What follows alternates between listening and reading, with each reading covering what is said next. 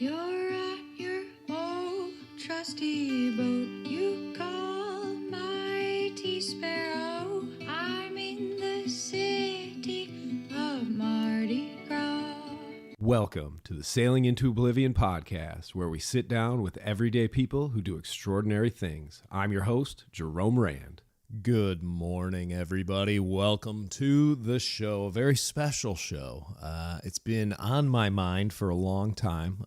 Our guest today, Mike Porter, is a yacht broker. I know, 2 in a row, pretty crazy, but when you're on the East Coast, that just is kind of how it goes, intermingling with the people who drive the force of boats changing hands, new boats being built, and getting to their owners for life-changing adventures. Well, I've wanted to sit down with Mike for a long time. He and I have been friends for close to 20 years now, and we've actually collaborated quite a bit.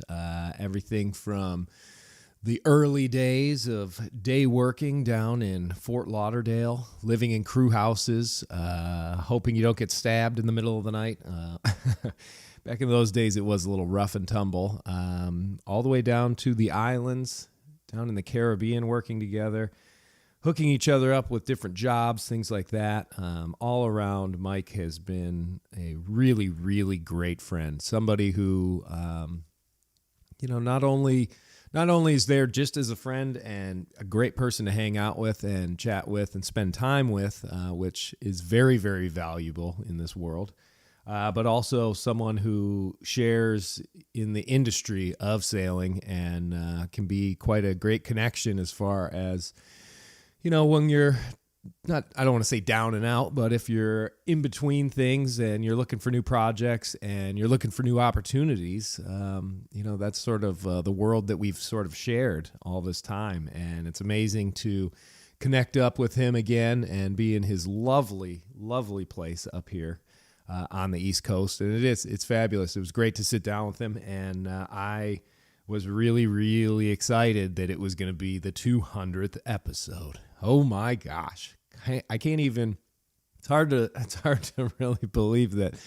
the podcast has continued on this long. When I think about the early days and when I went out on, I believe it was the 2020 voyage was the first time that I decided, hey, I'm going to go record some stuff out there and then I'll bring it back. And, that was a while ago. That was the early, I don't want to say the dark days, but I think that was the inventive days, trying to figure out something to do. Remember, that was the height of the pandemic and everything. And essentially, I got sort of shut down on the whole speaking thing, which was just taking off, and needed to do something, sitting around and sort of being upset was not going to help me in any way, shape, or form. And so I started sort of plotting and planning and thinking and trying to learn how to do all this stuff. And it's been a bumpy road. I listened to, if you turn on some of those very, very early podcasts, the audio quality is pretty bad. The conversations, at least with some of the people, were definitely, I think, worth it. But yeah, it's been a learning curve for sure to try and suss this whole thing out. But I think we're getting to a spot, and being at 200 episodes where I think things are kind of shaping up, looking forward. Obviously, what I would like to be able to do is jump back and forth between a solo podcast where I'm just sort of talking about events and things that are going on for me in sailing or anything, and then counterbalance that with a nice conversation with someone and, an interesting and just something interesting to sit around and talk and share experiences and all that sort of stuff. And that's sort of the goal. And whether it's going to be a 1 week thing or twice a week, we'll just have to sort of see as we go into the winter. It's always sort of an interesting thing, depending on where I am, the access I have to a lot of guests and stuff. And I know it's, as the intro says, it's everyday people, but a lot of everyday people don't want to be on the show. They don't think that they have the experiences that sort of can be shared thoughtfully, and they're dead wrong. They're dead wrong on that, because everybody that I've ever sat down with, it always ends up being really, really good. And so I implore anybody who listens to this podcast and gets an invite onto it, or knows somebody else that might be really good, let me know, because I'd love to sit down with them if I'm able to travel and get to the place where they are, because I do like that aspect of this show that I don't really like to phone them in. I know we did that with Randall Reeves. He was definitely an exception to the rule when it came to that. And I do hope one day to be able to get all the way out to the East Coast and be able to sit down with him for a couple of hours probably. And it would be really cool to do it on Mo, his lovely vessel. But, we'll have to just sort of see how that goes. But I do want to rest assured, I definitely plan on continuing forth into the future and having this sort of voice in this platform. Like I said, it's not always just I got to put out another show and I got to do another show and trying to, generate this, that, and the other thing. It really has become a part of my life, I guess. The solo shows are a great way for me to sort of condense what's going on, wrap it up, also sort of dissect it in a way, which sounds very strange to say you're going to condense and then dissect, but I kind of do that. I like to talk through things. As a solo sailor, you end up talking to yourself a lot. So I think maybe that muscle memory kicks in a bit when I turn the microphone on for a morning show just by myself. And it was interesting at one of the talks I gave. People had asked about all the video and stuff, and me narrating through on the video, sort of out there alone talking to this camera by myself, and wanted to know more about that. And especially on this last trip, it was sort of, I used that space as a way to sort of collect myself. So, you're sitting there alone, and hour after hour, day after day goes by, and, I sort of have a tendency sometimes to just get weird and a little bit, let us say, solo sailery out there. And that's okay. That's part of it. I enjoy that part of it. But if you were to try and relay that, and with this last trip being so stressful and having the events take place that took place, made it, I don't know, it was kind of one of those things where it was nice to turn the camera on, sort of slap yourself around and be like, all right, get your stuff together, buddy. Let's put out a quick little 3-minute video about this and what's going on right now, and let's try and make some sense. So it was a good sort of refresher, maybe. It was like taking a nice cold shower and having a realization, and being like, oh, okay, no, I'm not going crazy. I just needed to shape up a little bit. So that's, in a way, what this podcast has sort of done for me in various times and such, where I'm trying to figure out what to do, where to go, how to build this thing, how to build anything else. And it allows me a few sort of just a little chunk of time that then I can sort of reflect and talk through what the heck's going on. And there's a lot of times where I sort of have a question in my head of like, what am I going to do with this? And then I do the podcast, and suddenly by the end of it, I sort of have my game plan and it's shaped up. So, maybe that's just me, maybe it's other people as well, but it's been fantastic. So I really, really do appreciate that other people find it useful or helpful or entertaining. Even if it's just background noise and you just sort of enjoy the sound of my voice, which I couldn't even fathom, but it's nice to know that people like it. And when I get the emails from people and all that, it really is, that's a big driving force into why I want to continue to do it, because I know that, hey, if it's inspired people, I think some of the best emails are definitely people who have gone out and done various adventures, sort of saying that they're prodded on by me. Maybe I was like a little tipping point for them. And hey, I'll take that all day long. One little the straw that broke the camel's back, if you will. It feels good to sort of play a small role in that, because if I can, like I said on that little TV thing, which I guess I could throw the link in. I don't know if I put the link in the last one. Maybe I'll do it in this one. I'll take a look. I did this small interview for Channel 4 News up in Detroit, an NBC affiliate, I believe. And I think one of the things that I had said of why I like to go around and do these presentations and, you know, have the book and stuff was that if I can change somebody's mindset from I'll do that someday to I'm going to do that today, then it's all worth it, because, you know, it was those books that I read on those deliveries long ago that edged me towards wanting to go out and do these big trips and take these adventures and take on these challenges. And, you know, it's wound me up with a whole lot of great experiences. I'm still sort of in flux as far as trying to build something that is very sustainable. But, you know, hey, life comes at you and you just sort of go with it. You can grit your teeth and say, I don't have any of this, and oh man, woe is me in a lot of aspects. And there's times that I definitely do that, but you know, you got to enjoy the ride, because you never know when you got to get off the old train. And so, you know, a lot of it, I think, comes down to perspective, but I don't want to wax poetically here too much, because I do want to pump this show out, because it was fun sitting down with Pork Chop.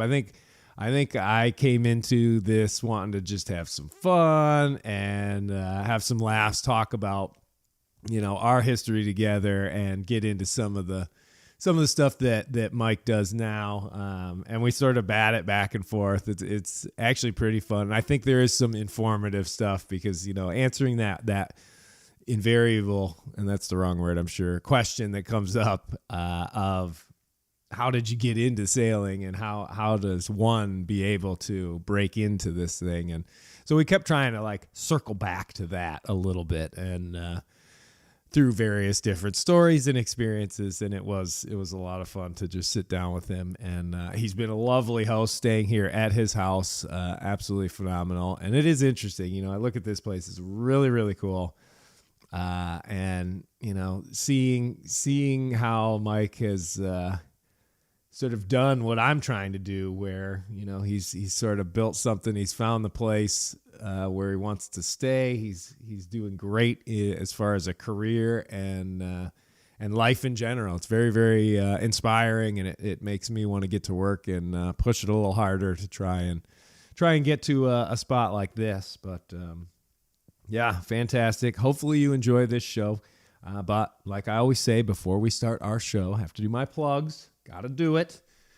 If you want to continue to support this podcast, I super, super duper appreciate it, because it is fantastic. It is one of the other reasons, obviously, that I like to keep doing this show, is that it generates a little bit of income, not only for me, but pretty much 98% of it's going straight towards Mighty Sparrow and getting her, you know, ready to go and get out on the ocean again. And yeah, with things like needing new sails and a whole lot of other stuff on board, I'm gonna be heading down there pretty soon. It really helps. It really helps. I mean, obviously I have to work outside of this and do a whole lot of other stuff to fill in the gaps, but every bit helps. So I really do appreciate every little bit. So if you want to join that family, that's about 50 something strong, follow the link to the Patreon page, and you can hit that up right there.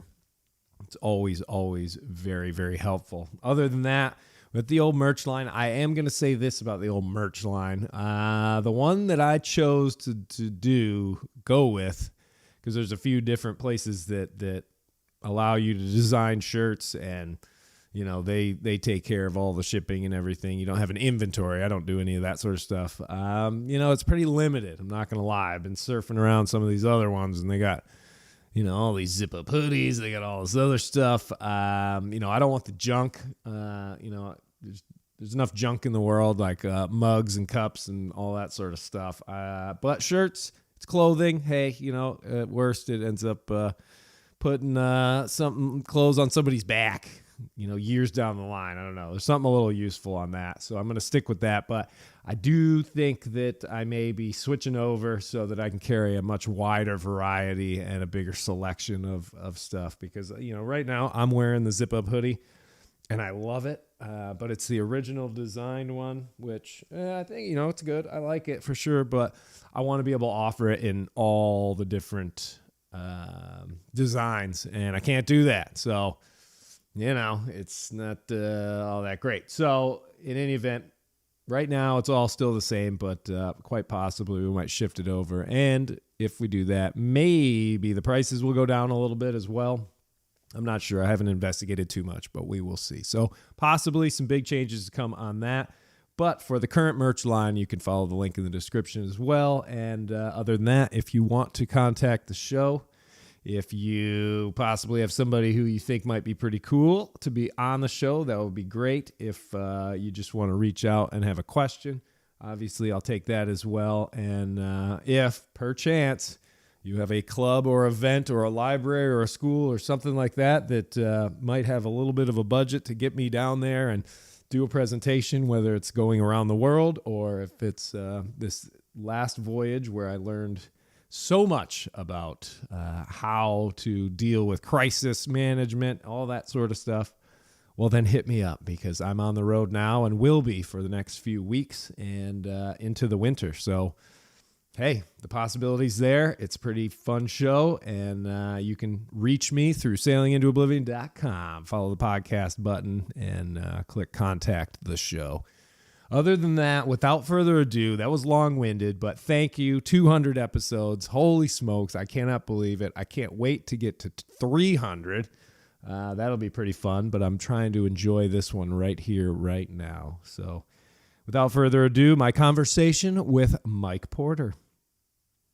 So it's one of those things where, you try and get sort of comfy wherever you are, and then you bring that mic in kind of close. You literally want it you want it touching your mouth? Not that close, but close. Like Taylor Swift? Probably, no, not quite. It's actually kind of interesting. I've never had a chance. Well, I've had plenty of opportunities, I suppose, but to like mess with this thing and really dial it in. Sven and I attempted to do that at one point, and I don't know. We just never.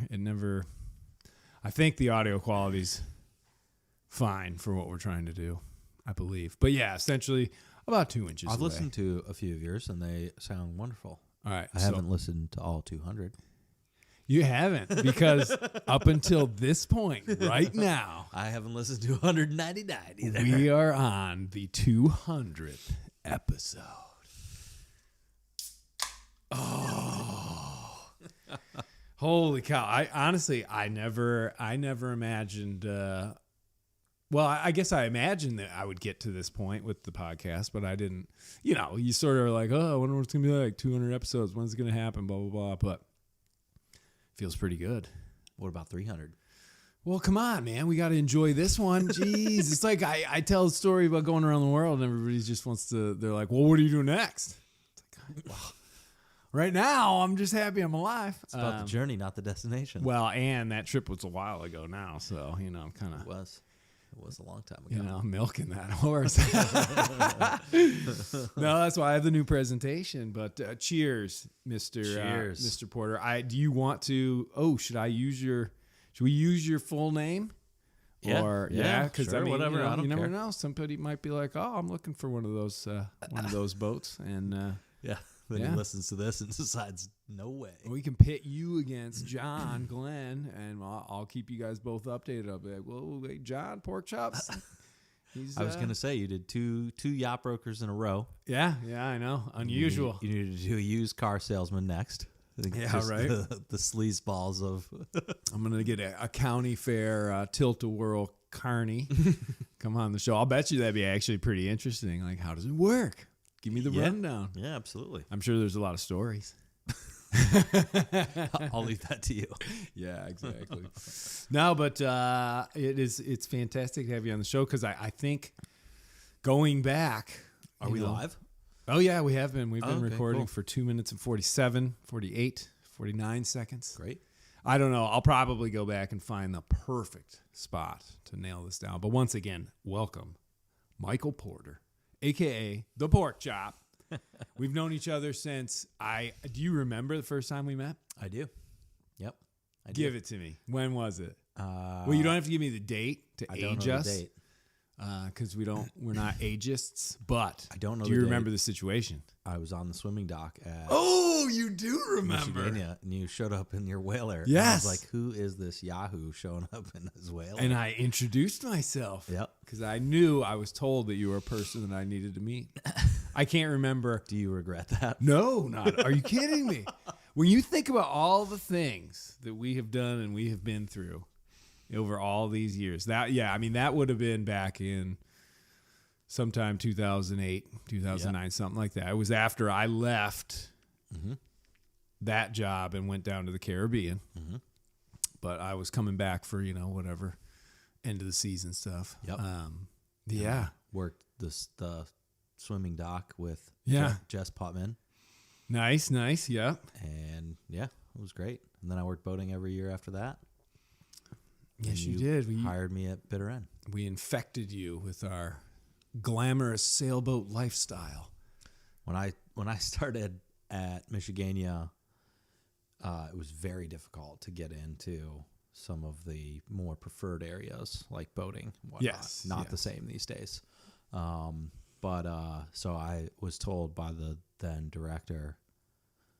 assistant director, what was her name? At that point, before James, I'm not too sure, but only use their first name. We don't want to. Oh yeah, it doesn't matter anyway. I was told that I needed to put my time in at a less desirable area. Oh no, really? yeah. And I was like, no, I only work there if I get to work boating. Only I want to do it. Yeah. Well, I think one of the nice factors of that job, compared to some of the other ones, is just the level of monotony that can come with repetition in some of the other areas can be a little bit difficult, and we just didn't really have that. When you're dealing with teaching so many different types of lessons, so many different people on so many boats in so many conditions, it's like playing the lottery. There's a million combinations. Yeah, big time. Yes, but I did have a great tan that year though. Yeah, I'm sure you did. I'm sure you did. When you sit on a chair under the sun every single day. Yep. Big time. Guns out, sun's out, guns out. Something like ready that. to go. Because you would have been just a young feller. Yeah. You, what, 20, 18, 19? I think I was 21. 21? Okay, Yep. There you go. Yep. Well, one of the things that I was so excited about having you on this podcast, and, it is pretty ironic because I've been thinking about having you on the show for a long time. I was like, man, Porter would be a great guy to have on here. He's in the yachting industry. We've had all these experiences together over all these years. Great guy, salesman, gift of gab, all this stuff. I know. I'm laying it on thick here. I'm promising the stars. I'll deliver the moon, which you know all about with the whole sales thing. But I was just, the fact that it is the 200th, which I'm very excited about. But also it's just one of the staple questions that I get more than any other is how you get into sailing, how you get into yachting, how you get these jobs, how you get any of that sort of stuff. And I mean, geez, we have done so many different facets of all this industry. It's been a hell of a journey, man. I mean, from that moment on that dock where I came over and we met, I mean, we've done a little bit of everything. It almost seems like. Yeah, definitely. I mean, after I graduated from Michigan and it was 2009 and nobody was hiring anybody, especially not young, recent college grads that didn't know what they wanted to do for. Oh yeah, because it was right after the crash. Yeah. And so I was working at. You want to pull that just a little closer? Yeah. And I was working at Nordstrom selling men's shoes. Oh, it was men's shoes? I've always told people it was women's shoes. No, men's shoes. Gotcha. It's not like the movie. And nice reference. I remember emailing you, or you emailed me. I forget how it all worked out, and it was like, just come down. There was this hurricane. You've got construction experience or whatever. Oh, like, after come Hurricane down. Earl, Yeah, yes. and like some of the docks were like needed to be rebuilt. It was nothing like Irma. It was just like super minor damage. But it was like, oh, we'll get you down there on that, and it was like great. And talked to Dolores, and like get a work permit, and then I just like sat around for months while the work permit. It's kind of moves like the sands of time down there, the bureaucracy. Yeah, and then met Sam and the guys on Princess Chloe, and the guys on some of the yachts that Red Sky, some of the boats that spent a lot of time down there. The regulars. And my student loans kicked in at around the same time, and it was time to. What, like you had to pay him back? Yeah. Oh, right. And it was like, this salary here. I think it was like $7 an hour plus tips at the time. Yeah, something like that. Oh God. So. Well, because when you were at Nordstrom's, you must have been making hand over fist. It was, it was fine. It was fine. I don't know. It's a great job, but it wasn't teaching sailing in the Caribbean. Well, that's the thing. That was sort of the trade-off, that whole idea of like, you work at the national parks, you get paid in sunrises and sunsets. Exactly. Yeah. So, but, decided to be fun to go figure out how to run boats and all that good stuff, and captain, and now I sell them. So, wow, boom. All right, done. Great to have you on the show. That's it. That's how it went. Well, let me hit you up with a question. What are some of your favorite memories from being in those crew houses down in Fort Lauderdale, Florida, baby? Am I allowed to say the name of? Yeah, I don't think it's a thing. The it's Bluebell Crew Motel. It's more of a warning for those who might follow in those footsteps. I started in a place called the Bridge 2. Mm-hmm. I don't know why. I remember there was a knife incident there. There was or something a knife, like that. a little stabbing. There was a lot of cocaine use and stuff like that. Not by me. But I had been there a couple of times on different, in different winters and stuff like that. Because, it's a great place to find work on yachts. But it's also a great place to just sort of hang out and do nothing. In between deliveries. Yeah, until somebody picks you up. A lot of people had pretty bad habits. And it was, I don't know, I guess you could say that it was filled with some ne'er-do-wells. Oh, yeah, big time. I think we had that like 2-bedroom place there, and I think between you, me, and Adam, we paid like $150 or $100 a week or something like that. I think so. Like, it was so cheap. Was dirt cheap. It was so cheap, and we didn't have any money, so that was fine. Because we essentially just went down there to go and work and find gigs. I was there getting my STCW, and you got your STCW, and 100-ton and all the licenses, and trying to figure all that out. And and then I joined the Marlowe. I was working. I joined the those folks where you delivered there. We did that Gemini 35. Well, you and Adam Danger did that. Trip, yeah. And Adam then you guys delivered the. I think it was an Ocean Alexander or something. That was on the way back. So we took a Gemini 35, just absolute like really a nice lake boat. Beautiful day sailor. Yeah, you guys across should, the you guys ocean. should have died. You guys definitely should have died. No, that we ran into essentially a gale in the Medusa Passage or whatever it is in between Dominican Republic and Puerto Rico, that area, and Mona Passage. Mona Passage, yeah, that's right. And yeah, it was a little sketchy, We almost got turned over. It was pretty, and then we cracked all the supports and the struts and all that sort of stuff. Basically, it was falling apart around us. Yeah, the Gemini guys aren't going to be happy about the. Well, hey, man, it's a reality of the situation. Maybe it was a one-off. Never should have left the factory. The thing was it's TUF tough. But yeah, once we got down there, we were able to hook through another friend of ours, Helga's car. That's it. Yeah, Helga's car, Ocean Alexander. So yeah. Rich and Helga taking us across, and we had such a good time. It was like I always have this sort of thing that I talk about how you get to a nice sunny day out at sea. What makes it really good is when you have to go through like 2 weeks of terrible weather to get there, because then you get to that sunny day and it's like the most brilliant thing in the world. Well, we take that Gemini down there and then we take Helga's car back, and that thing was sweet, dude. And very comfy. We got into the Bahamas and we were all having so much fun that they extended the trip because they wanted to show us around a bit. So we ended up taking what should have been like going 4 to Iguana days. Island. Yeah, and all that we stuff, went to see the pigs and the iguanas and all that sort of stuff, and all the lemon sharks, and that was the first time I had ever really been properly through the Bahamas. Yeah. But yeah, I mean that was sort of the one gig that we got out of that year. But we were sitting in we went to Mary's. That was a crew house. Mm-hmm. That was terrible. That was like a lady's well, and it was house. expensive too. And it was expensive, and she was pretty. She was on us. She was honest. She was on everybody, and there were still some ne'er-do-wells there too. Well, I love that word, ne'er-do-well. It's a good one. It's a part of the industry. It is. It is. It's right? not a lot. I'm not really doing anything. Yep.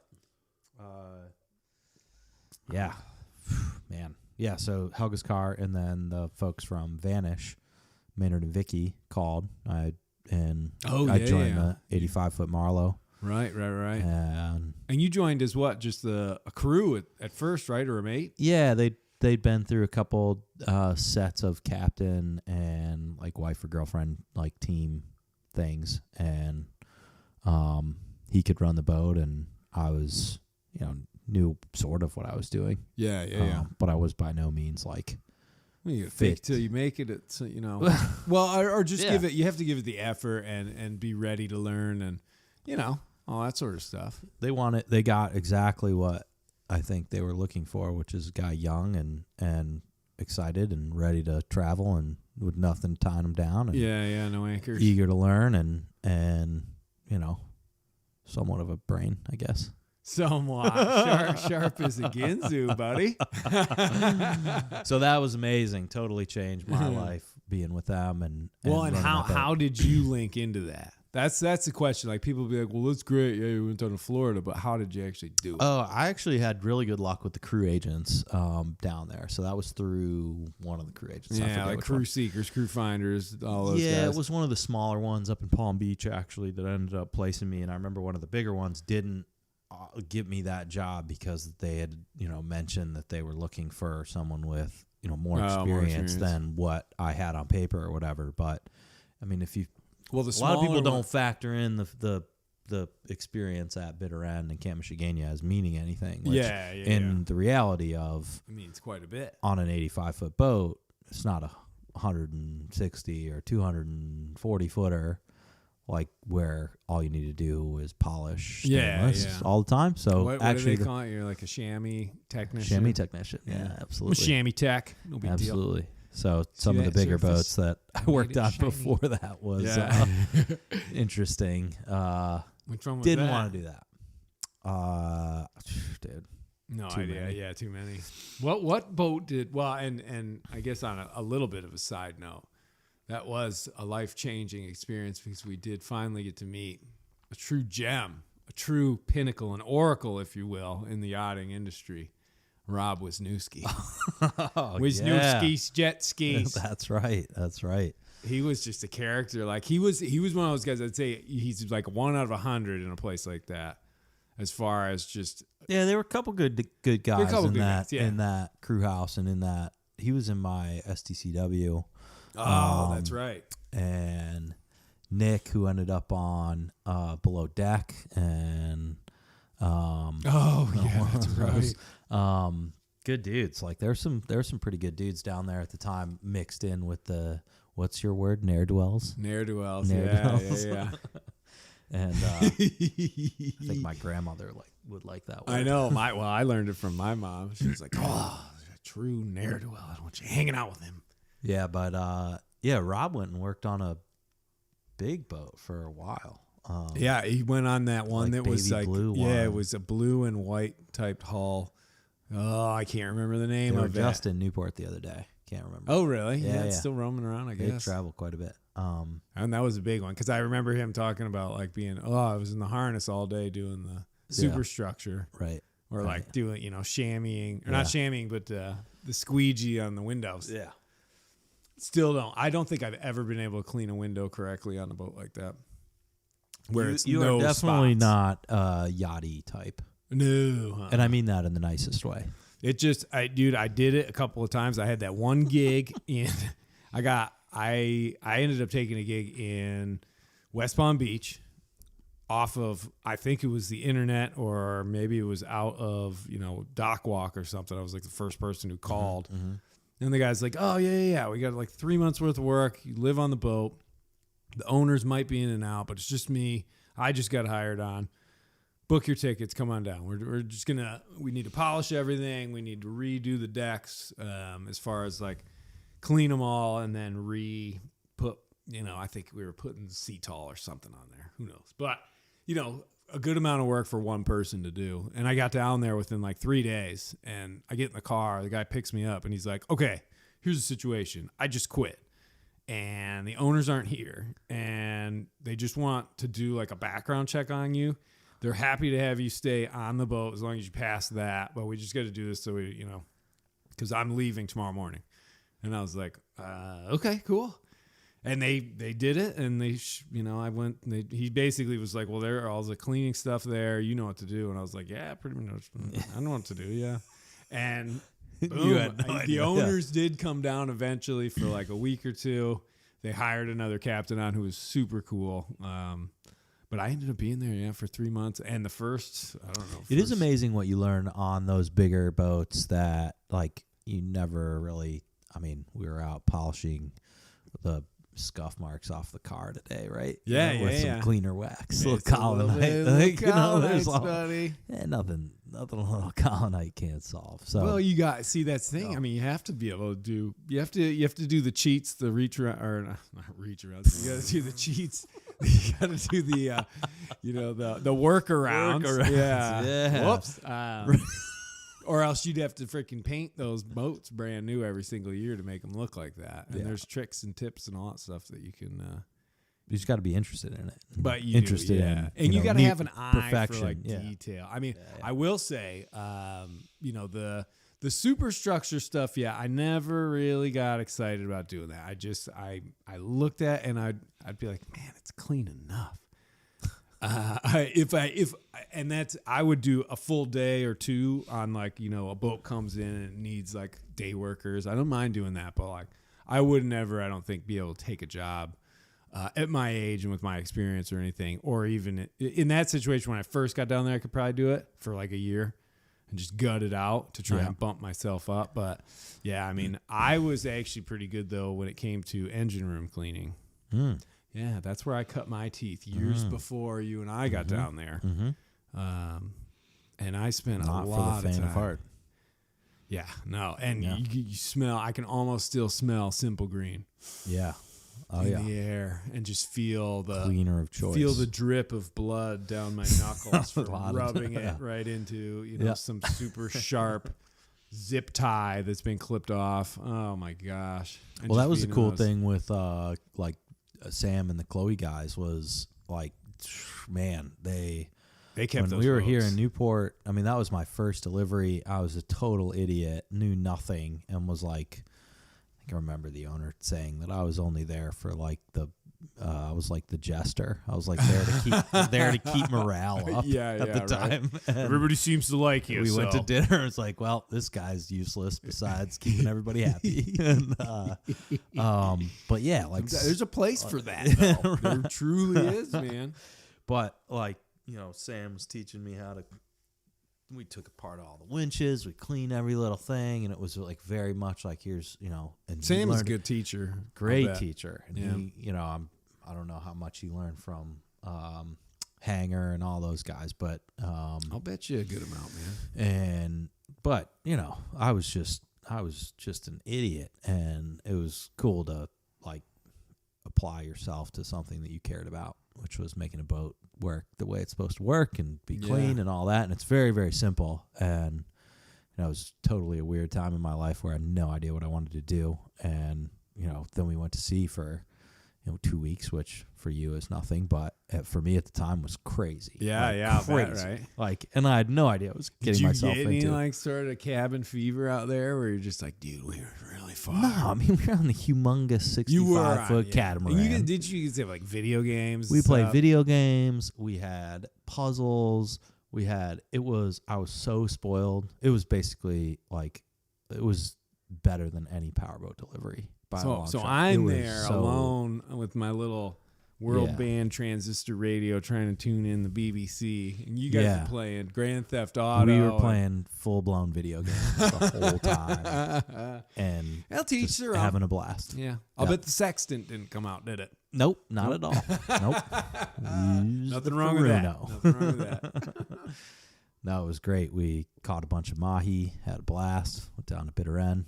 Great. And not to like keep trying to draw back, but how did you end up sort of nailing that experience and getting that job? Totally by chance, somebody like bailed or couldn't You- make it or whatever. Right and place, I right was time. like the last resort. Mhm. And it was like that somebody had told one of the guys that I might be available. And they called and I was like, yeah, Sure, man, I'll do it. what do you need? What do you need again? Passport? All right. I got it. What else do I need? Because you were down there working, right? No, I was in Minnesota at the time. Oh, that's living right. in my Okay, parents' okay, house. yeah.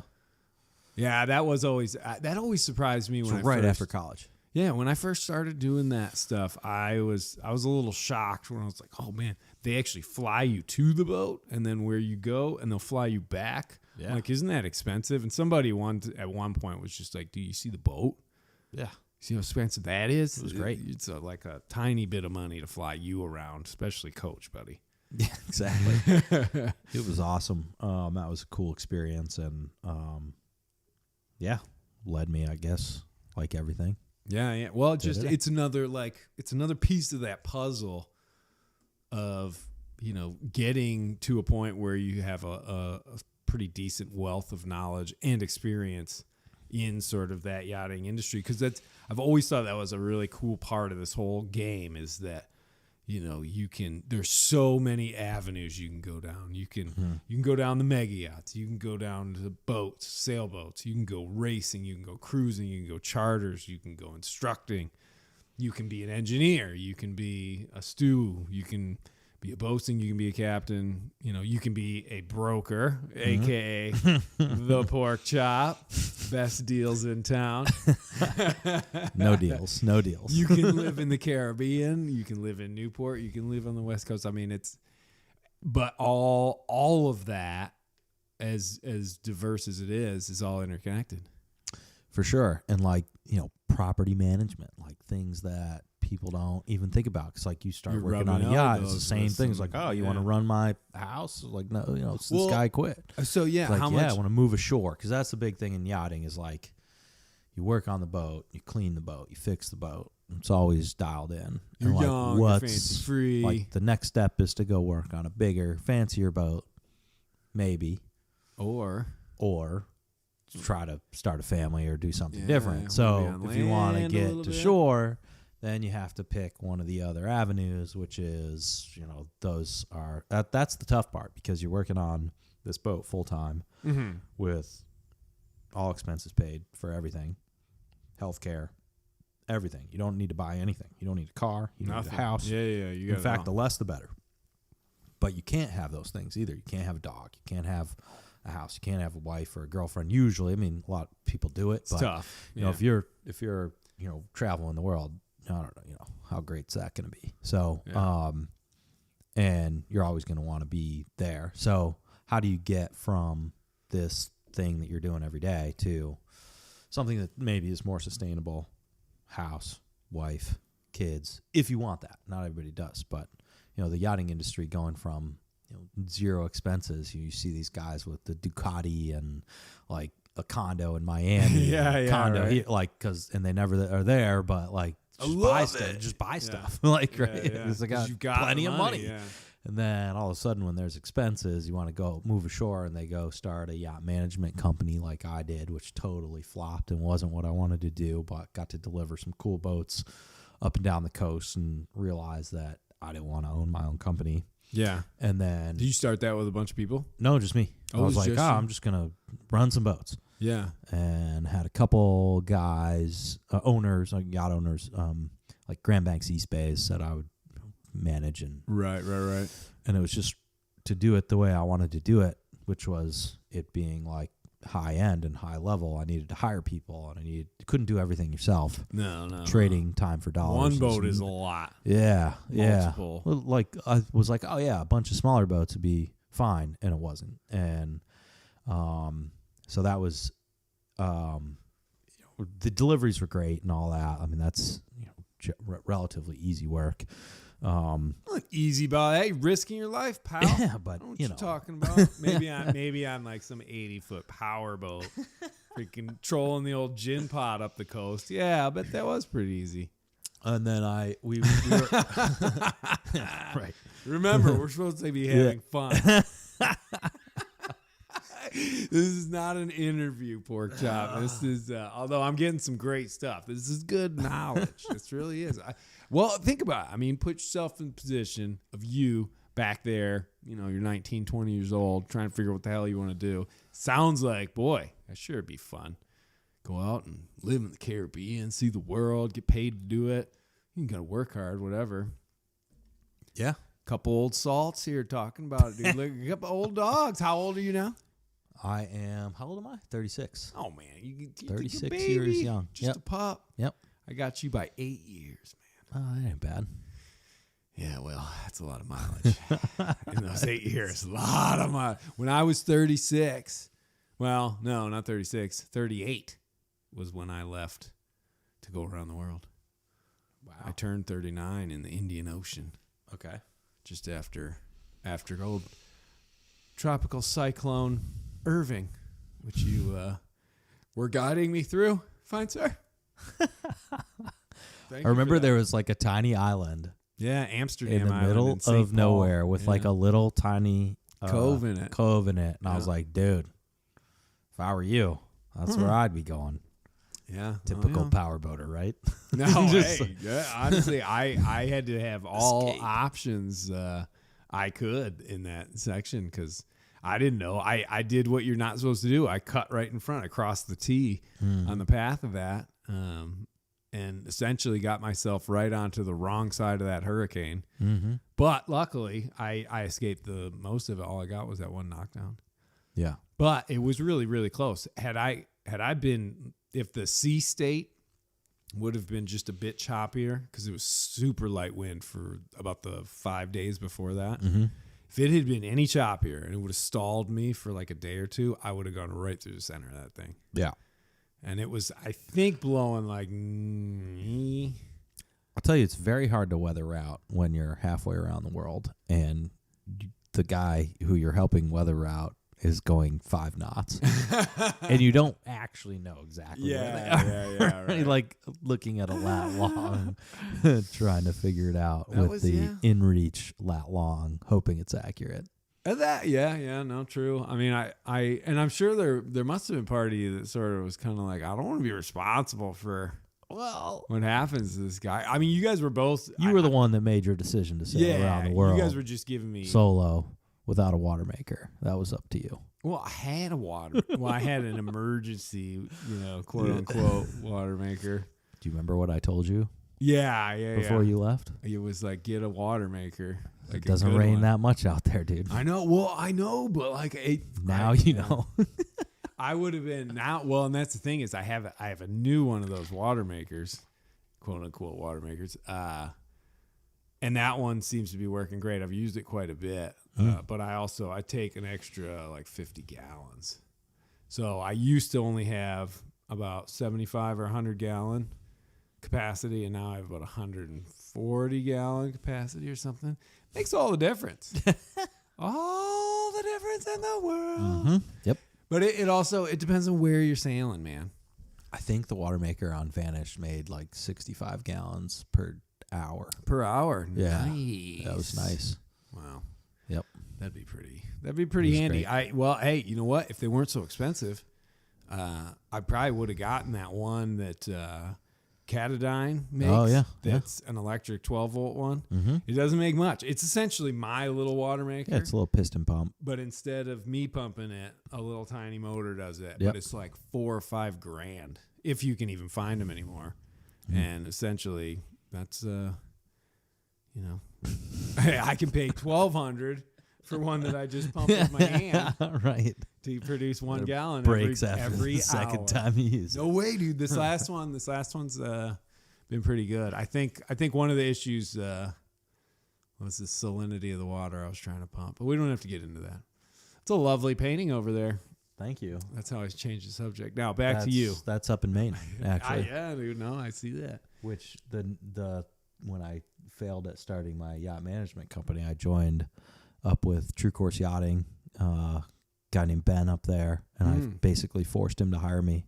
Oh, nice. And I am good. You I will was like, find you out. need me. You will. And I think he listens to the pod. What's up, Ben? If you're Hey, out there. shout out Ben. Nice.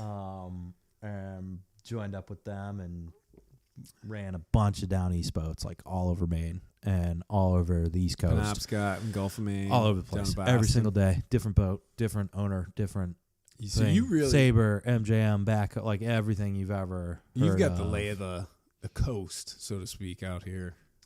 Yeah. Did you say you know it from Hatteras to the Gulf of Maine? Pretty darn well. well. Done the trip north. I mean, the Florida run from Florida to Maine is kind of second nature after all the runs that I did And coastal. on power boats. But yeah, and yeah. you're doing, Stopping each night. Stopping each night. We're not for talking sure. intercoastal. I mean, you Some probably of know it, that as some well. of it, yeah. From me. like Norfolk to Beaufort is you try to do that. You do that on the intercoastal. Oh yeah. No little break there. Thank you. Need a refill break here in a second. Hey, well, feel free, because Not I wanna tee up a little something. As we gave Ben the shout out. Yeah. You know who else likes a shout out on the show? Good old Sven. And you were telling that story about the Oh yeah. the epic night sail and his Yeah, I victorious. met your brother Sven down at Bitter End. First I think time for the ever? first time, Yeah. yeah. And I think your parents were down there. Could have been. Did Yeah, the three we of them had come such down, maybe? we had a great family rate down there. Yeah, absolutely. Phenomenal. My parents took advantage of that as well. Yeah, hey man.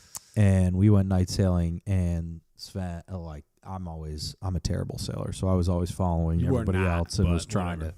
to, middle of the pack, try to get to what is now Oil Nut Bay, was the eventual destination. And we Yeah. would set a fire on the beach up there. So it used to just be mangroves. It's glorious. Yeah, it was great.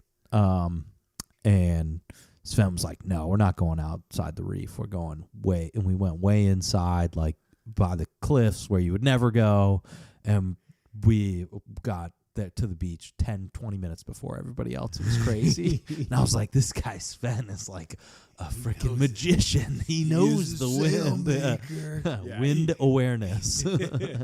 He must smell the wind. Yeah. Yeah, that was pretty funny. Yeah. Well, you heard it here, folks. Sven ran.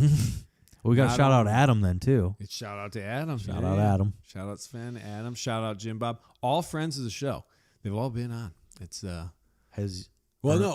and I have attempted to do it. We were always doing it when we were trying out new equipment and all that sort of stuff. And Yeah. there were some stupid issues with that. And we messed around.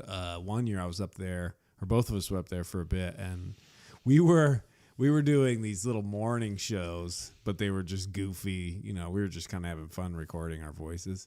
Sven and I, the original podcast that he and I did way back before I ever sat down with people, that show will never see the light of day. Good. Yeah. Probably. Yeah, we're just, I don't even. Adam's hasn't been on the pod yet. I don't think any of the shows we've done, the audio was good enough. So airable, yeah. we ended up not throwing any of them out. So, eventually it'll happen, I'm sure. But, sure. Yeah, a lot of friends, a lot of family, people I know, people I don't know. It's been a whirlwind tour in a lot of ways, man. 200. 200, lest we forget that magic number. So you did what, 272 days at sea? 271, man. How many 271. times am I going to tell you that? Oh, that was close.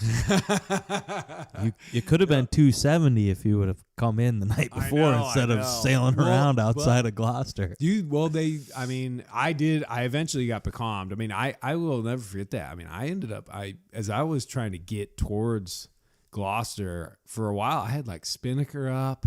There was a swell, but the I don't remember it. The Remember it sea came out in the morning? Well, in the morning. It was the evening before. I had some like crazy. I was totally flat becalmed. That lobster boat came up, gave me a chicken salad, and then and then the wind sort of picked up towards the evening. I'm sailing. There's like dolphins around, all stuff. I didn't take any footage of any of that stuff. By that point, I had one thing on my mind that was like getting in. But I remember I probably could have pulled in, but there were a couple people that weren't there yet that were flying in. Yeah, no, I remember discussing it with you, being like, "Nah, you just gotta wait till the morning." Just gotta wait. Anyway, it was kind of funny. I thought, I was like, "Oh, this is kind of cool." It's like, when Knox Johnson always tells this story about, he's headed in, and they're like, "Well, the Duchess or something, is getting her hair done. Can you wait a little bit?" And then he sort of slows up, but the wind shifts, so that it ends up taking him like 6 more hours or something like that to get in there. It's just like, dude.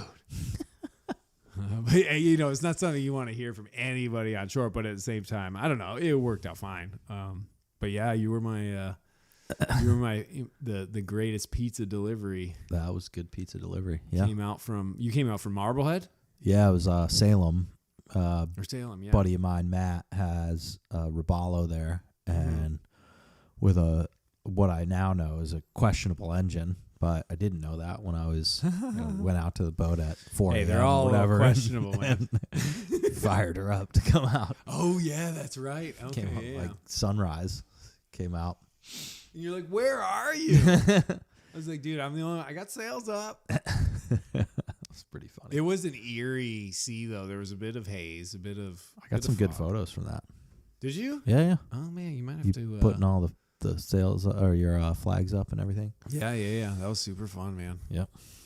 And that was it's just, I don't know. It was definitely a good feeling. It was a little nerve wracking. I remember there was one point where like everybody sort of peeled away because I was motoring slow to get that last, because we had to get in there before a certain time or else the harbor master wouldn't let us use the dock because it was that whole greasy pole or blessing of the fleet or whatever. But for a little bit, like a bunch of boats were around me, and then they all left, and I had a good maybe 30 minutes, 45 minutes of time to like collect myself and savor the flavor as Gloucester and everything is sort of in the distance. But yeah, that was good times. Yeah, you were the first one to meet up. I think so. Says a lot, right? man. Friendship. And then I think Irma and Jim came, and they were like, "What the hell's he doing here?" Pork chop. What the heck? They had the important stuff. They had the actual fuel for your yeah, engine that hadn't been started in 200 days. No, the last time I started the engine was like day 220, so it maybe almost 2 months it hadn't run. Yeah, but it was one of those things where I wasn't sure. I couldn't remember if I shut the engine down as it was running out of fuel or if I didn't. So I didn't even know if I was going to have to bleed the engine and all that sort of stuff. Right. That sweet old Perkins, baby. She just keeps right. She coughed, she spit, she smoked, but then all of a sudden she fired right up. I couldn't believe it. I could not believe it because it had been foggy too, like the day before and everything. And those solar panels weren't getting any juice. Right. So, yeah, who knows, man. I didn't have a lot of electrical things on that boat either, so it didn't. Can't imagine. Didn't need them, man. I'm telling you, my first delivery was video games and popcorn. Like rereading novels. We were deciding how we wanted to cook the mahi, in which way. Yeah, right. I don't know. Well, and let me pose this question then: who do you think gained more life knowledge? What, between you and I? Yeah, dude. That's the hardest question of all time. That's I a don't. thinker. I don't think there's any way to quantify or that it's competition, obviously, but Yeah, I don't think there is because totally different. Totally different different. parameters, different sectors. And again, it's the same thing as the theme goes. You know, the yachting industry. It's like a splayed out, cut up chunk of 3-strand that got wrapped in a prop.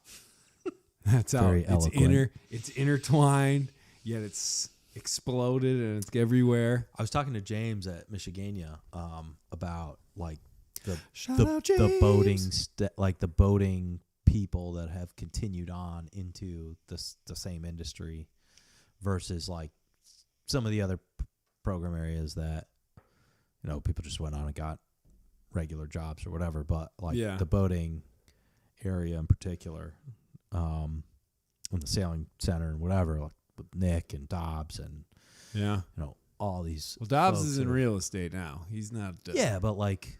But he did. Yeah, I mean, shout out Dobbs, friend of the Yep. show, had him on last week, 2 weeks ago. But that's all. I mean, he lives in the Caribbean. Like, Well, you yeah, know, that's like true. The He evolution. came down, worked of the bitter end. Yeah. working He was a at- pro. He was a working pro. at a summer camp, which like a ton of people do, Yeah.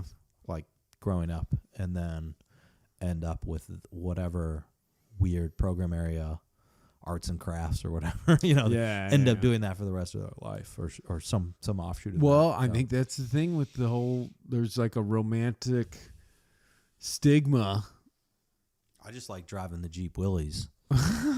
No, I'm talking. Yeah, I know. Right? Boy, I was wishing they got that thing going again. That's one of the goals I have in life, and it may sound To own one or to get that. to own one. Well, they're not that expensive. Yeah, I know, but you gotta like have a place to put it, and I don't want to, be like, hey, mom, can I put this in your garage? You gotta before you get a Jeep Willys, much like before you get a dog, you gotta have a yard. Before I get a Jeep Willys, I gotta have a driveway. Mm-hmm. I don't necessarily need a garage because the tarp will do. Is this a segue? Are you telling us something? Oh no, I don't think so. What? Oh yeah. If anybody knows anybody out there with a Jeep Willys, no. I've met a couple people that their families have had one forever and they barely use it or whatever, but it's in the it's in the New garage. Hampshire has like tons of them. Yeah, You I pull know, up Facebook I know. Marketplace. Yeah, They're like everywhere. Every couple weeks. And my buddy Dave Boone, friend of the show, shout out Dave. He can rebuild a truck or vehicle from the tires up, like in a matter of days. It's pretty impressive what he can do. His knowledge is insane. And yeah, he's always said, man, if you find one, just bring it in. There's I'll totally Captain I get it met all out on good. the vineyard that I met through doing a MJM delivery, and he just did a wicked cool one just this Really? last year. Yeah, super cool. See, Follow him on Facebook. the problem is I just can't. Like I said, I can't bring myself to getting one of those if I don't, if I don't have a place to put it. And you gotta have a place to put it. Well, I got a driveway. You can feel free. Oh yeah, right. I'll just use it. Yeah, you buy it and I'll use it. Yeah, Could be right. great. Well, see, that's where I have a motorcycle. I have no qualms being like, hey man, can I park my motorcycle behind your shit? Yeah, right. Because that thing doesn't take. It's like a bicycle. It's just a little wider. Sure. But Jeep Willys Jeep Willys, much like Sparrow, needs respect. Yep. I think And love. they're Yep. a wonderful enough machine that they actually need some respect. I agree with that. Nice, thank you. Yep. Well done, sir. There was always a rule whenever you're standing near the Willys, you have to have a body part on it. You have to lean on it. Yeah. Put a foot on it. Touch touch it. it. I had a good Respect. couple of sits up there. Yeah. Yeah, it's up there by the pole barn and It's everything. not running. Nope. Nobody cares. It's just it's not Not worth running. I begged and they wouldn't fix it. Yeah. But hey, is what it is. Maybe one day they'll throw it in the deal or something like that. That sure would be nice. Honestly, I think that would be like one of the coolest things. They're like, dude, I'll tell you what, soccer's just gonna rust back here. How about you take that as part of your pension? I'd be like, I can broker the deal. Ooh, there we go. See, it's a round world. You learn your trade. You get into it. You go down the tangled web of weaves and all the sort of stuff. Find yourself slanging that, and then you broker a deal for this thing. Man, the universe, dude. I don't know if you're gonna like the commission though. Oh yeah, I know, right? Oh shoot. Well, how is not to switch gears by any means, but how you like living up here in Newport? Oh, it's fantastic. Yeah, we love it. It's a little busy today. A little busy. It was busy in town today. For an October 9? Oh, yeah. October 9th? I think so. I'm on my game there. It It's not October 9th. Because what? Yesterday I did that October talk. 8th. October 8th, yes. Yep. No, it's a little busy in town. Cruise ship season here in Newport. Mm-hmm. The Leaf Peepers. Yep. But, Did you see that maple part of the over deal. there? It's great because people in the industry are always, coming in and out of town. So it's great to see friends. It is a and mecca. And selfishly, I don't have to travel then. Everybody comes here and says, hey, I'm in town on this boat or whatever. Cool. That's how I Stop got by. here. Yeah. Except not on a boat. Stop by, say hey, Yeah. spend the night, whatever. And Well, it's pretty I'll awesome. Spend the night. You told me I had to get a motel room. Just kidding. Pork Chop and his lovely, lovely wife have been nothing but hospitable. Wish I had some nice burgers on the grill. Yes, we did. We had a nice outdoor fire in your outdoor standalone fireplace Yep. next to your koi pond. Don't. It's not a koi pond. It's not an Airbnb yet, so we don't need to advertise. What was the address again? One day.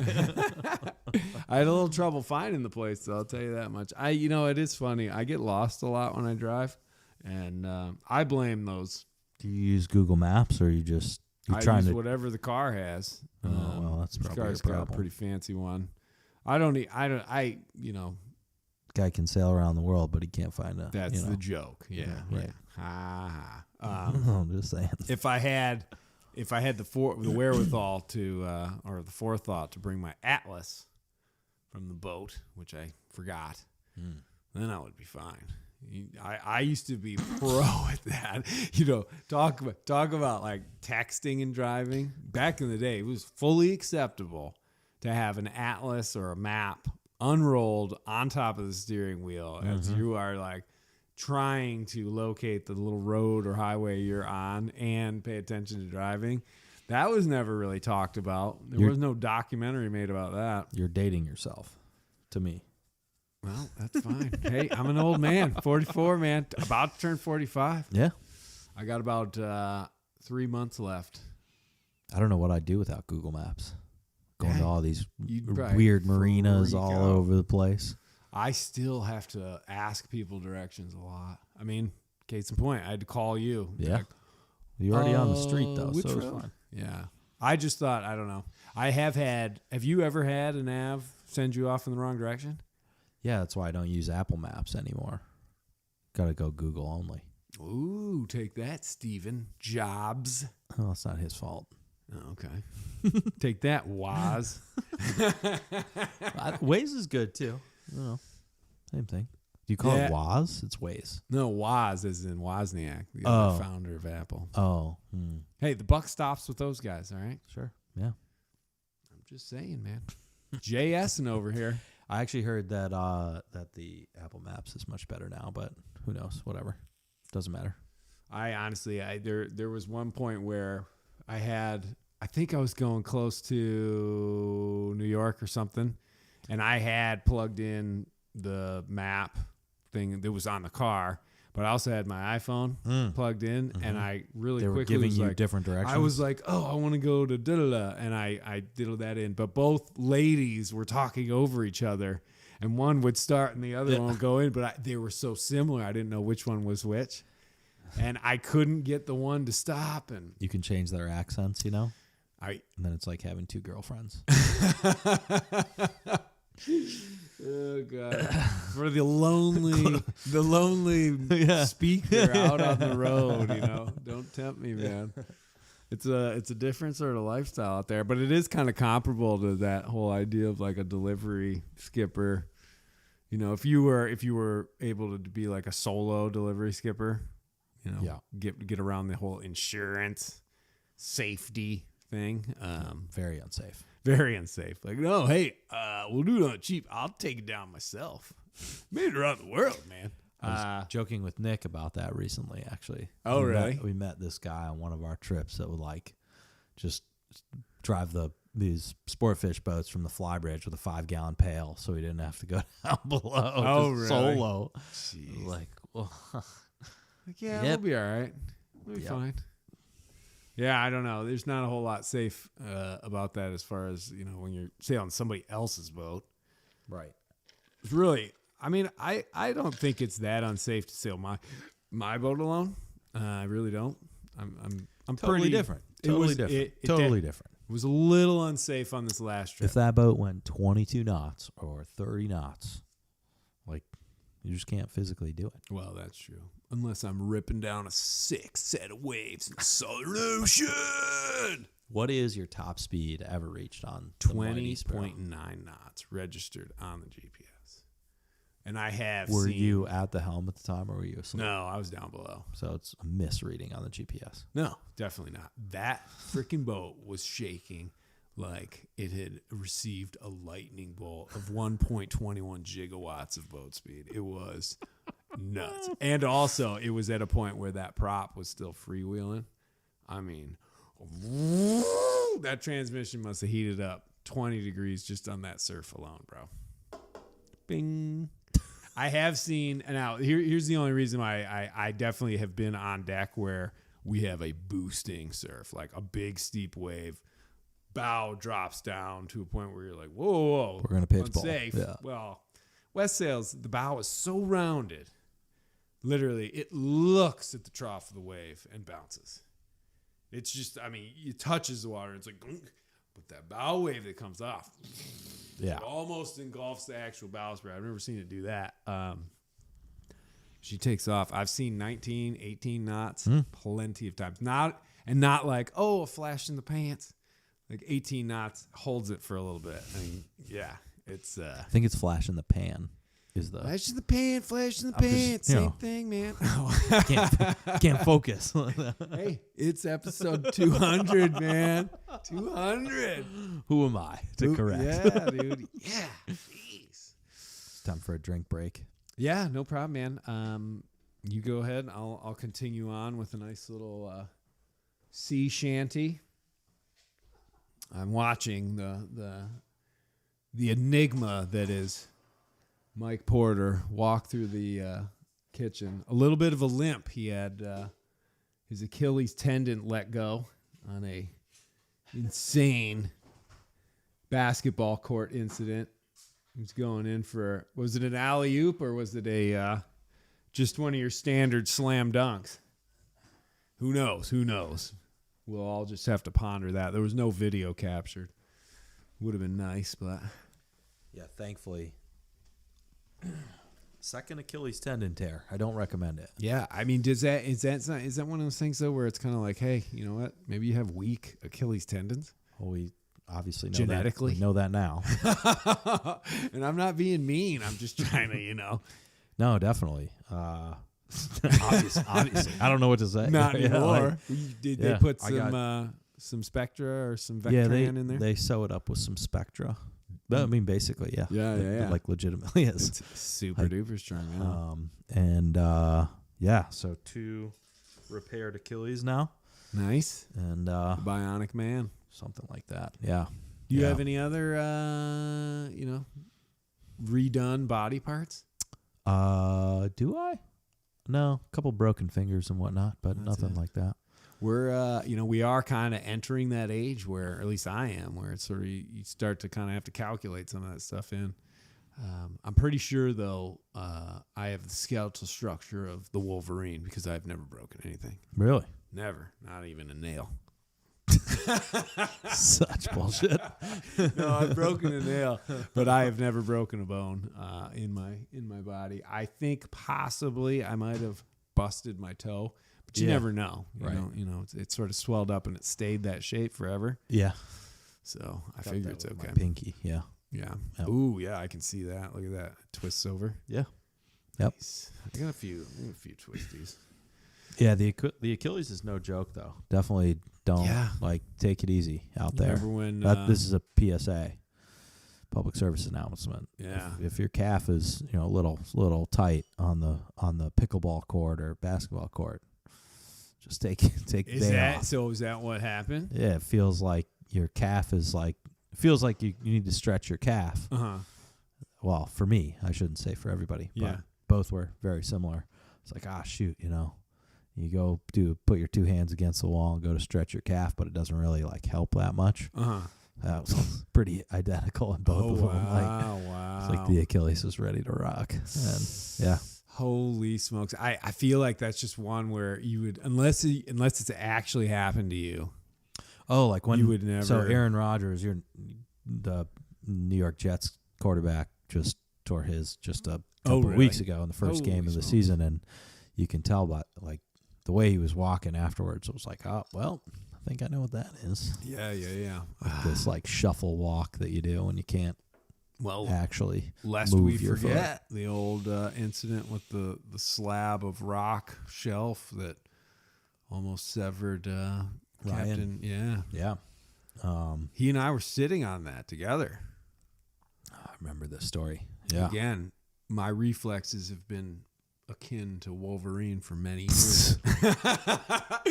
I somehow avoided that. Some might say I caused it, but I definitely didn't. I mean, we were both sitting on a rock ledge. We weren't expecting that to happen.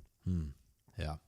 But I do remember he fell, and I landed on my feet, and the first instinct I had, we had a couple of cocktails and such, but I pointed and I laughed as hard as I could, like, you fell. Then there was a lot of blood, so that quaffed that real quick. Yeah. That was a pretty sketchy night. But hey, luckily all those people came to his rescue, got him down to the hospital, and zip, zang, boom. Got it. It's not a place to get, I was thinking about that, not a place to get injured. The BVI? Yeah. The islands in general. Yeah, I know. When I did the first one, I was in Georgia, the state. Yeah. Not the country in the middle of Africa? Not the country. No. But it seemed like it when I went to the doctor's office. In Africa? Yeah. I think the country of Georgia is if we whisper, an African no one country. will be able to turn there. I think so. Showing Turn off your my phone ignorance. on. Hey, episode 200, man. That's it. Yeah. That's it. Get that bush light cracked open. Oh man, I do wish. I so wish it would be so great if I could literally do like a cut in where I was like, I crack into one of these and I'm like, today's episode is brought to you by. Why can't you? Well, because you got to get sponsored by them. Oh. And they were, paying for it at the time. Yeah, that's never going to happen. Sure would be nice. I did reach out to them when I got back from that trip because I took those pictures of me rounding Cape Horn with my BL, the one I saved for months and months. But they responded, congratulations. But they did. They did say congrats. Oh yeah. They said unfortunately we can't endorse using our adult beverages while being on a boat. Which hey, rules are rules. Interesting. Yeah. What about while through hiking the Appalachian Trail? Oh yeah. Didn't carry many of these though. That would be more of a Bacardi adventurer Jerome Rand. Adventurer. Yeah, that's the way to approach it. Adventurer. I'm an adventurer. Yeah. Oh God. No, I don't know. Who knows? But I will say one thing, sir. It's been an interesting go for as long as we've had it. I hope it continues a lot longer. The podcast or our friendship? Our friendship, the podcast, life in general. The whole thing, the whole kit and caboodle. Well, it's been this kind of adventure because like you said, I mean, we were at a time, I was obviously a little bit older and I've been doing some of the, the Caribbean, the instruction, the professional sailing stuff for a little while, but we were all still searching. Big time. And I think when it comes down to it, really the big thing is being willing to just take that leap and go. It doesn't necessarily have to be Fort Lauderdale. I mean, it can be Antigua, it can be St. Martin, it can be West Doesn't Coast, even have to be a Newport, place or Annapolis. whatever, Yeah. You just pick up and you go to the place where the boats are. And I think honestly, and this is what always comes out of my advice for anybody that wants to get into this industry at all: go walk the docks, go to where the boats are, and start talking to people. Well, and take a chance. I mean, when we moved up here, I was making good money doing deliveries and running boats and working for True Course and a couple other things in between, and still ran Vanish for the sale and then for the new owners of that boat. And then Ben, the now different Ben, but owner of East Coast Yacht Sales, company I work for now. Yeah. I was running a boat for an East Bay 49 for him on a survey sea trial down in Sarasota. He was like, "Hey, have you ever thought of being a yacht broker?" And I was like, "Hell no. I don't want anything to do with those guys. Nothing." Wow, that was No your way. first instinct, huh? No way. Not me.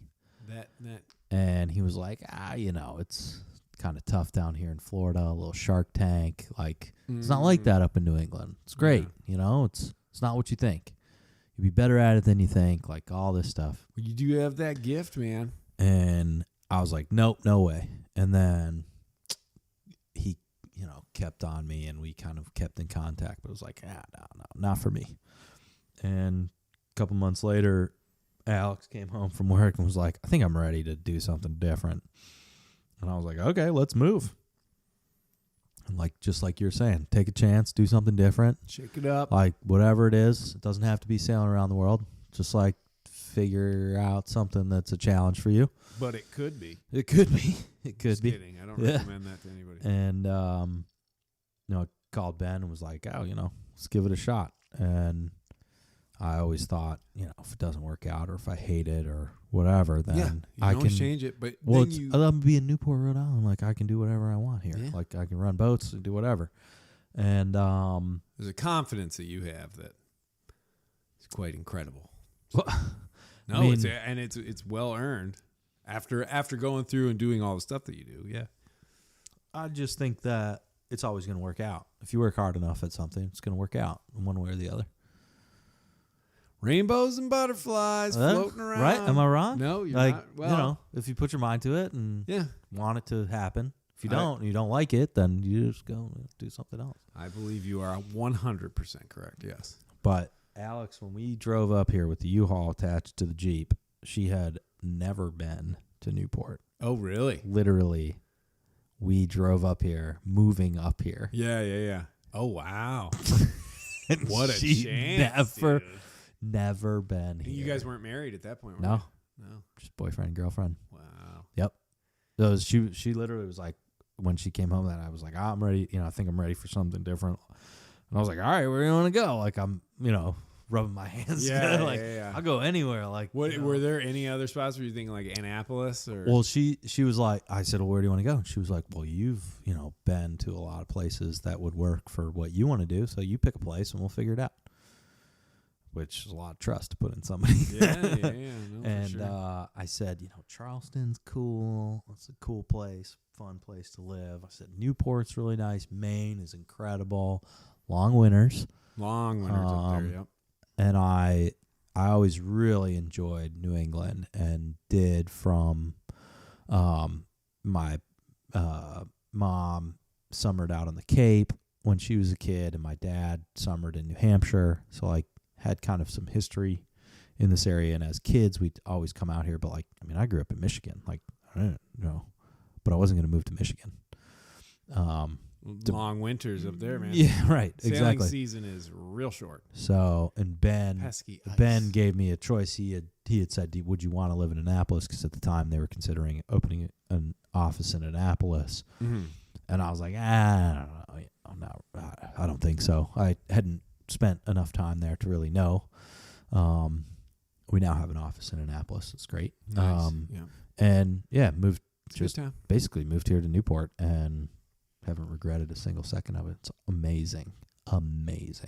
Wow. Yep. There you go.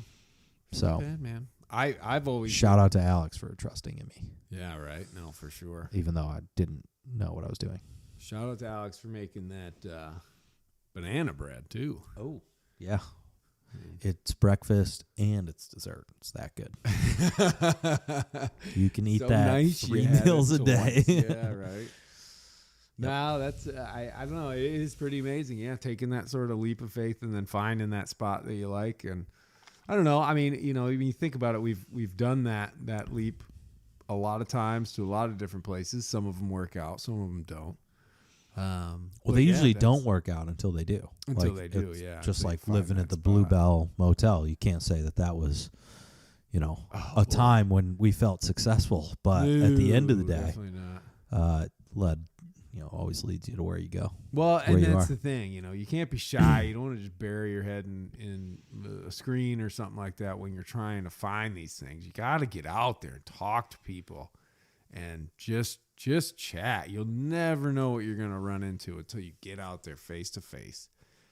Well, and I know it's not easy. Get on Helga's car by friend of a friend, being in the right place, but you had to be out in the world to do that. We would have never picked that up unless we were already down there. Yeah, having taken that other one. I don't know. It's such a funny life. Just has that way of being this. You make that one move, which then leads to the next move, and obviously it's needs no explanation, but it's when you don't make any moves in the first place and you're just stuck. Yeah. You got to make that first move. And once you make the first move, then you're already on your way. Like you're there. You're not in that place anymore. You've moved. Wow. That's super deep. I'd say profound. Episode 200, man. What do you expect? That's it. It's a new podcast, folks. It's a new podcast. Yeah. All right. Well, we're past an hour, believe it or not. Oh, wow. It goes by pretty fast, doesn't it? It sure does. Yeah. It's easy when you're having fun. And I do think that maybe when I roll back up here and go do that last talk up on Cape Cod in November, I might have to peel by. Do a follow-up pod? We do a follow-up pod. Wow. And maybe do one, that's actually not just celebrating the success of my podcast, 200 episodes. I don't know if I told you, 200. 200, but also talk a little bit more about the yacht broker game, and maybe John and I we got into a little bit of it, not a huge amount, but it's always, I think it's always kind of an interesting take, because there's a lot of people that are out there that I think want to get boats, they want to make that leap and all that sort of stuff. So without having to call somebody and actually talk to a broker or anything, just hearing some of the experiences, some of the highs, the lows, the do's, the don'ts. Sure. It's always a welcome sort of thing. So that could be pretty fun. That would be super fun. Absolutely. Yeah. I never pass up an opportunity to talk about boats. I get that. And that's probably a good thing for your profession. Quick story. I was down in Florida with some clients that have now become very good friends, and friends with their kids and the whole thing. And we were driving. I forget if I picked them up at the airport or whatever, or they picked me up, and we were driving from we flew into Tampa, went and looked at a boat in Tampa, and then we're driving down to Naples. It was a decent drive on the west coast of Florida. And we're driving down, and about halfway through the drive, the wife is in the back. She goes, "Will you guys just shut up about boats for 5 seconds?" We literally, we were in the car for an hour and a half. We've been talking about boats literally the entire time. She was just like, "Shut up." That, honestly, that you could trace that all Pretty the way funny. back. Remember the olden days back at camp, and you get enough boating staff together, and the conversation was straight to boats. And that's all we talked about. And anybody else that was in that room was like, dude.